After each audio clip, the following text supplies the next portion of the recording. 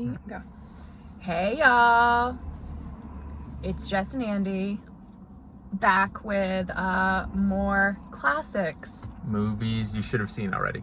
So, Andrew, where are we right now? We are somewhere along the Pacific Coast Highway in Southern California, looking out over the ocean because we haven't left our home in how many days, and we're So long. all quarantined due to the coronavirus, COVID-19. Yeah. Yep. So today we are going to talk about the African Queen. Sure, yeah. The African Queen, 1951, starring Humphrey Bogart and Katharine Hepburn. Synopsis, thanks to IMDb. In World War II Africa, a gin-swilling riverboat captain is persuaded by a straight-laced missionary to use his boat to attack an enemy warship. Wow. It's pretty loaded, huh? Yeah. I mean, what isn't loaded about this movie? They load their tiny steamboat with torpedoes. He's loaded on gin for half the movie. Yep. Yeah. Yep. They're It's loaded on God. loaded on God God is so present. and romantic tension. Oof, so much tension. Yeah, so loaded. It's palatable. Did you buy the romance between the two of them? She was so refined and I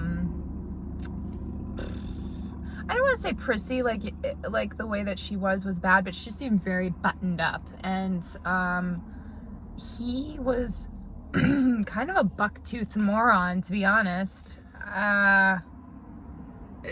It's funny. I'm trying to think about all the other movies I've seen where like the prim and proper lady falls for like the Dashing gruff. Yeah, he was a little too gruff in this one. Like he was pretty rough. Yeah. You know? I mean, were those prosthetic teeth? Like, that didn't seem like his normal palate. There was something going on there. Yeah, there was a lot. He always seemed very sweaty. What actually? And I'm sorry. I've heard this. They shot this in Africa, and he drank booze. Like, he was drunk all day because he wouldn't. He didn't trust the Drink water. the local water. So he was actually like hammered. Wasted. And wasn't he the only one who didn't get sick because of that? Yeah, of course. Like, I'm pretty sure that is lore that is so fantastic. So it's almost like all of the gossip and the drama surrounding this movie was arguably better than the movie itself. Yeah. So that leads me to my prompts, which is, what do you think held up? I think the color. I don't know. I don't think it was one of the first movies shot in color, but it was like the color in this is, just really magnificent. Was it recolored after the fact? Because I thought you and I saw a version of it in black and white at one point. I don't know. Damn it. But actually, I think we've only seen color because the movie poster was in color, and I think that was a big selling point. So it's vivid. It's really beautiful. So the cinematography, maybe? Yeah, Inarguably? yeah. I guess the cinematography. They use models. They have to go down rapids a few points, and they use the models, and the models are pretty tough. I mean, okay, so that kind of leads into the question of what didn't hold up. Yeah, I would say the models, the yeah, there was definitely some he slapped, Oh god, right? That happened. so much. Was that a point for you?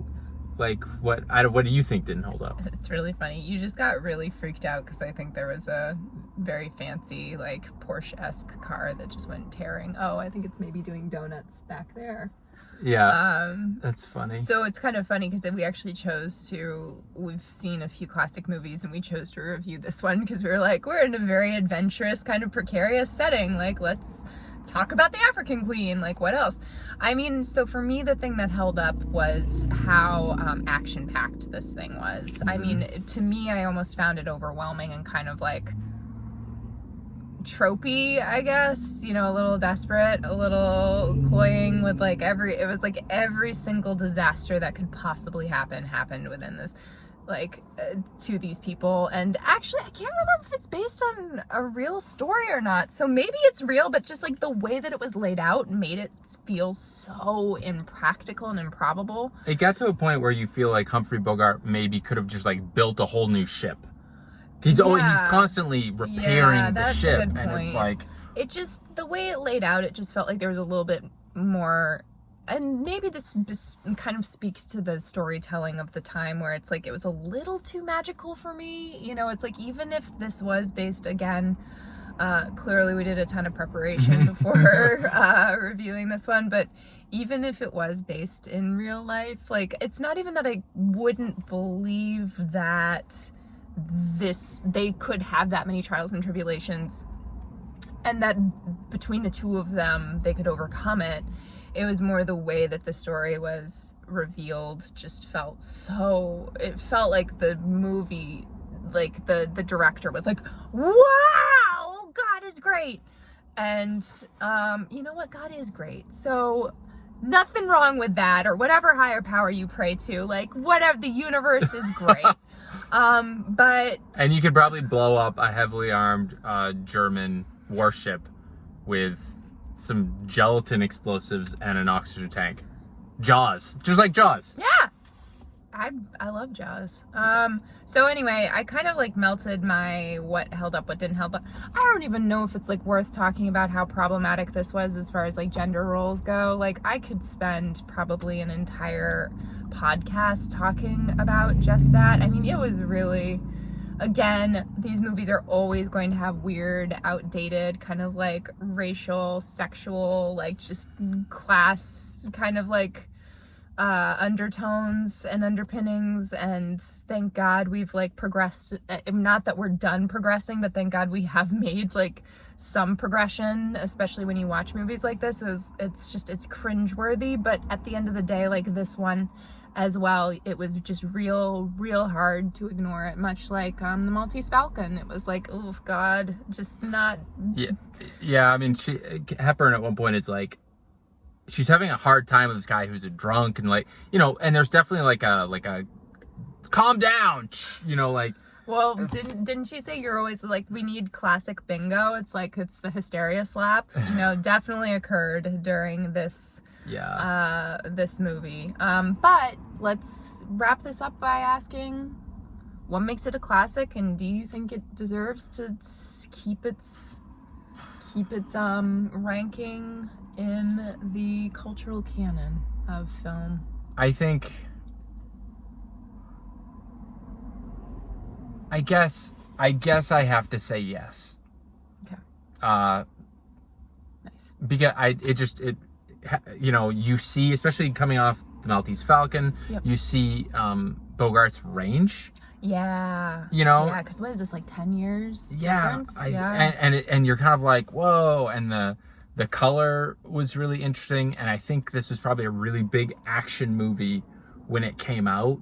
And I do appreciate that you know, there were some real moments of desperation that you know, kind of captured me. I don't know if that makes it hold up, though. I'm torn on this one. Okay, fair enough. You know, it's interesting because I am also torn. I feel like we need to to me, what so clearly makes it a classic is that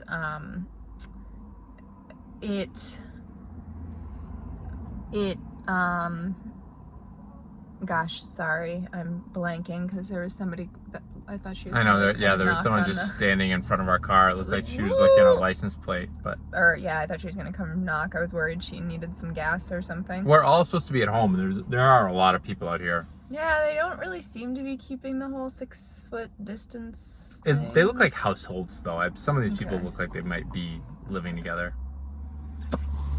Anyway. Classic or not classic? Okay. I'm gonna say yes, classic, because I believe it was an epic of its time. Its scale was insane, especially for when it came out. it must have blown people's GD minds. You know, there were so many twists and turns, high drama, you know, good, solid actors. Do I think it belongs there? I mean, yeah, again, because of like the historic relevance in the world of cinema, but did I like it particularly? No. I'm sorry. No. You know what? I don't think I liked it that much either, to be totally honest. But, you know, this is not all about it's also a lot about where we came from and where we're going. And this was a good one to use as a lens of how far we've come, and also how amazing it was what they did with what they had at the time. Like the early 50s, the fact that they brought that scale of film. Yeah, I mean, and they had an impressive testament. They definitely had a giant, you know, it was shot in Africa. They Was it? Yeah, yes. That's why he drank. Oh, we literally just talked about that. Yeah, wow. Okay. No, it was shot in Africa, except for the model. The model parts, I think they were probably shot in a bathtub somewhere. Bathtub in Burbank. Probably. Yeah, that's a good point. There were definitely also, like, side note, we should have talked about that earlier, but there were definitely some disturbing kind of like, look at the primitives, look at the tribal people, not great. Yeah. Not great. I mean, they were missionaries, so it kind of, their view, like, they seemed like they had this they even looked down on Bogart's character. They, like, didn't see him as much different. Yeah, I don't know. It's still shitty. Yeah, it's kind of like, it's different. My mind's blanking. I feel like we've talked about this movie a lot, or enough. Do you think we should convert our car into a steamboat with torpedoes? Yeah. Let's do it. All right. Well, signing off, friends. Thanks for listening. Bye.